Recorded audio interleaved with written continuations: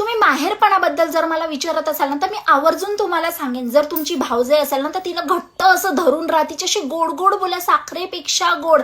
एकदा का भावजाई तुमच्या मुठीत आली ना, की मग संपलं. आपल्याला ही तो गोष्ट माहिती असते ना, की माहेरी भावाचा मुलगा आणि भाऊच फक्त श्रेष्ठ असतो. मुलीच्या मुलाला काहीच येत नाही आणि मुलीला सुद्धा काहीच येत नाही. कशाला मग जास्त डोकं लावायचं, शांत बसायचं. आई वडिलांना तर सांभाळायचंच आहे, पण भावजाईला त्यापेक्षा जास्त सांभाळायचं आहे. 4 भाकऱ्या आपण जाऊन केल्याने काही आपले हात झिजणार नाहीयेत, भांडी बिंडी घासल्याने काही फरक पडणार नाही. माझ्या आईचं वाक्य आहे, कामं केल्याने माणूस झिजत नाही, तसं कामं केल्याने आपण झिजत नाही. 4 भाकऱ्या करायच्या, तिलाही खायला घालायचं, आपणही खायचं, तिच्याशी गोड गोड बोलायचं, साडी चोळी घ्यायची, 4 दिवसाचा मानपान करायचं आणि परत आपल्या घरी यायचं.